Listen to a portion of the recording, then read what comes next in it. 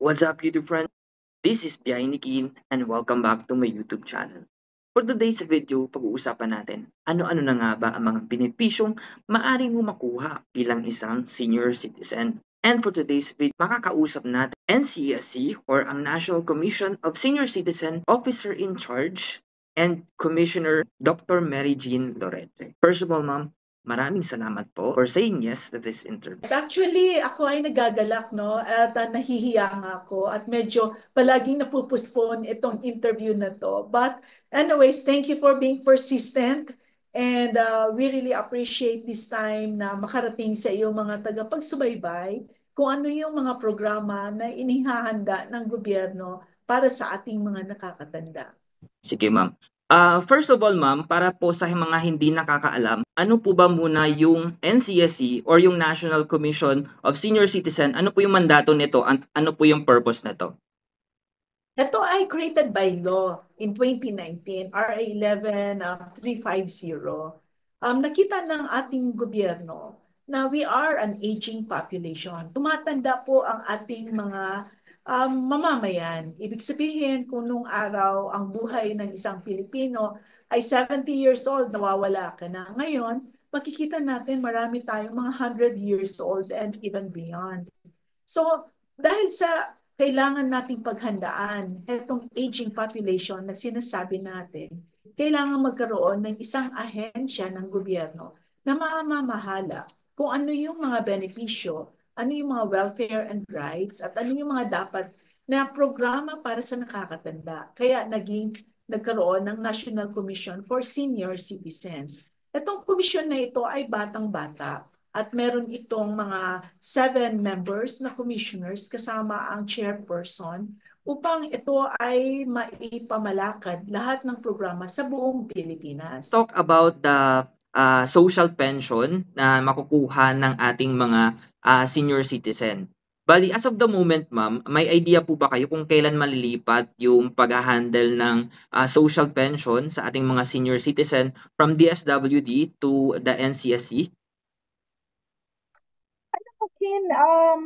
Kung titingnan talaga natin, hindi lang talaga yung pera or economic or financial assistance na binibigay ang naging ang programa ng NCSC.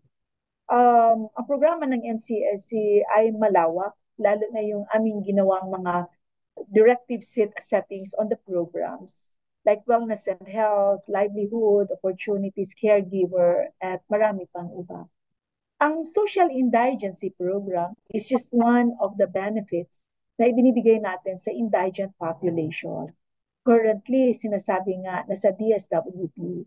Sa palagay ko, hindi handa ang NCSC na ilipat sa amin sa ngayon ang programa na yan sa kadahilanan na malawak ito at marami ang ating beneficiaries.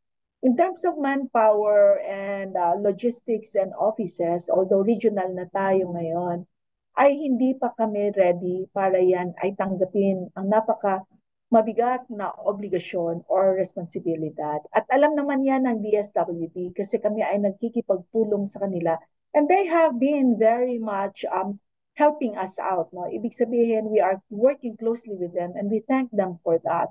Pero yung huli naming pag-uusap, nitong bago lang, inamin namin na ang NCSC ay sa ngayon, huwag muna, pero sa kalagitnaan ng 2025, matapos namin i-roll out ang centenarian at expanded centenarian, kung saan makikita na natin kung ano yung kakayahan namin at ano yung kakulangan, then pwede na kaming mag-usap with DSWD kalagitnaan ng 2025 upang pag-aralan ang transition kung heto nga ba ay dapat ilipat sa amin o dapat manatili sa DSWD at kung sakaling ilipat ito ay ma-determine natin kung ito ba ay 2026 o kaya 2027. But we are looking at 2026 really.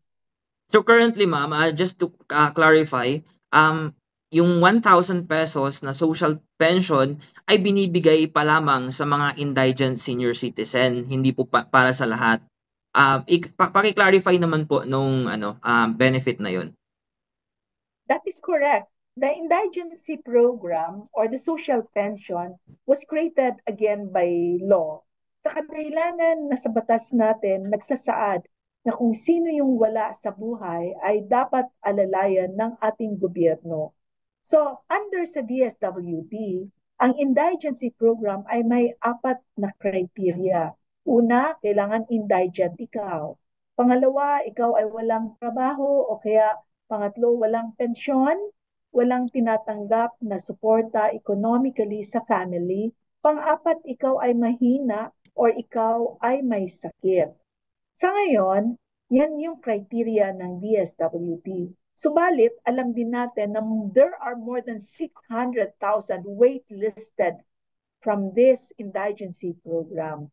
So, ang ginawa ngayon ay merong batas na nakaumang na ito ay gawing universal social pension na magkakaroon ng karapatan na lahat ng senior, 60 and beyond, kaya ikaw ay mahina ang pangangatawan, merong suporta sa pamilya, o kaya may pensyon, ikaw ay bibigyan ng gobyerno ng iyong karampatan na sustento. Pero as to when it will be implemented, we have to wait for Senate. The version coming from the House of Representatives is already okay. Pero ang hinihintay ay ang sa Senado. So I think that's a wait and see. Okay. Lilinawin ko lang mama, yung Universal Social Pension ay na-approve pa lang sa Congress at nasa Senado pa lang. Hindi pa po ito batas. Magiging batas lang to once na-approve na ng Senate at napirmahan ng ating presidente. That's correct. Opo. Ano po yung message natin sa ating mga senior citizens? Maraming salamat, Ken, for this opportunity na ibinigay ninyo sa komisyon. Gusto lang po namin ding magpasalamat sa ating mga nakakatanda dahil alam po namin ang laki at ang lawak ng inyong itinulong sa ating bayan at sa ating mga kabataan. Nawa po ay patuloy natin itong gawin, maging kasama tayo ng ating society for nation building. At meron na po tayong tinatawag na iba na po, there has to be a paradigm shift when you are now an elderly. An elderly means you are full of wisdom and experience, and you can still really help, especially in the reformation and the values formation for the young generation. So tuloy-tuloy lang po na ipakita natin sa ating mga kabataan na tayo po habang tayo ay hinog sa ating mga edad, 60 and beyond, tayo po ay masarap pa rin kasama at tayo pa rin po ay makakapagbigay ng magagandang adhikain sa kanila at mga experience natin ng mga kwento. So patuloy lang pong alagaan ang ating mga pangangatawan. Tandaan po natin, mahal po natin ang ating mga nakakatanda, hindi lang sa loob ng pamamahay, kundi sa buong Pilipinas. Okay. Ayun lang po ma'am, dito na po nagtatapos ang ating interview. Maraming salamat po ulit sa time nyo at for saying yes to this interview.